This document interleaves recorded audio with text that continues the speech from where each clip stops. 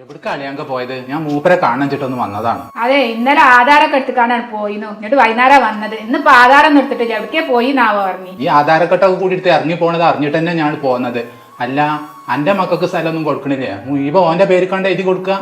ആരെ പേരിൽ എഴുതി കൊടുക്കണ കാര്യം ജി പറയണത്? അന്റെ പെറക്കാത്ത മോ സലാമിന്. അപ്പൊ ഇതൊന്നും അറിഞ്ഞിട്ടില്ല. ഓന്റെ പേരിൽ സ്ഥലം എഴുതി കൊടുക്കണു, ഓന് കല്യാണം നോക്കണു, അവിടെ കിടക്കണ ഞാൻ അതൊക്കെ അറിഞ്ഞു. ഈ പേരിൽ നിൽക്കണ ഇതൊന്നും അറിഞ്ഞിട്ടില്ല. അതപ്പൊ ജി ചാടി കളിച്ചുകാണ്ട് പറയണു. അതൊക്കെ ഞാൻ അറിഞ്ഞിക്കണു. 5 സെന്റ് സ്ഥലേ നമ്മളാ ബാക്കിൽ കൊടുക്കണുണ്ട് ഓന്. പിന്നെ ഓന് പെണ്ണും പെരിച്ചായൊന്നും ഇല്ല, നടക്കില്ലേ. 10-15 വയസ്സായില്ലേ. അപ്പൊ ഓനൊരു കല്യാണം നോക്കണുണ്ട്. പൊന്നാരന്റെ അമ്മ, ഓൻ ഒരു മുത്താണല്ലേ. എവിടെയും പോയി പണിയെടുത്ത് പൈസ ഉണ്ടാക്കി പെരേറ്റി ഓൻ പെണ്ണെട്ടിക്കോട്ടെ. അതിനെന്തിനാ നിങ്ങള് കൊടിയും പടി എടുത്ത് നടക്കേണ്ടത്? അന്നേ 10-12 വയസ്സായ ഒരു കുട്ടീനെ കല്യം പിടിച്ച് വന്നപ്പോ ഞാൻ പറഞ്ഞതാണ് ഈ വണ്ടി മലക്കൊന്നും നിൽക്കണ്ടാന്ന്. അപ്പൊ എന്താ നിങ്ങൾ പറഞ്ഞത്?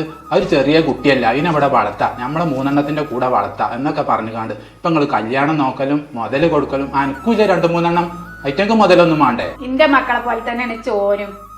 ഓനക്ക് 5 സെന്റ് സ്ഥലം വാപ്പ എഴുതി കൊടുക്കാൻ നിന്നപ്പോ മക്കളെ വിളിച്ചിക്കാണ് ചോദിച്ചു, നിങ്ങൾക്ക് വേണപ്പോ സ്ഥലം എന്ന് ചോദിച്ചു. അപ്പൊ ഓര് പറഞ്ഞു ഓർക്ക് വേണ്ട, ഓനക്ക് എഴുതി കൊടുത്താളി, ഓനക്കല്ല പോയി പെരന്റെ ഒരു ആവശ്യം ഉള്ളതെന്ന് പറഞ്ഞു. ഇജ്ജ് ഞാൻ കാര്യം പറഞ്ഞു അങ്ങനെ ചാടി കളിച്ചാൽ നിൽക്കണ്ട, ഞങ്ങൾക്ക് എന്തേലും കാട്ടിക്കോട്ടെ. അപ്പൊ ഇജ്ജു അതിന് കൂട്ടുക തന്നെയാണല്ലേ. എന്റെ ആങ്ങളാന്നുള്ള നിലയിൽ ഞാൻ എന്നോട് പറയാട്ടോ.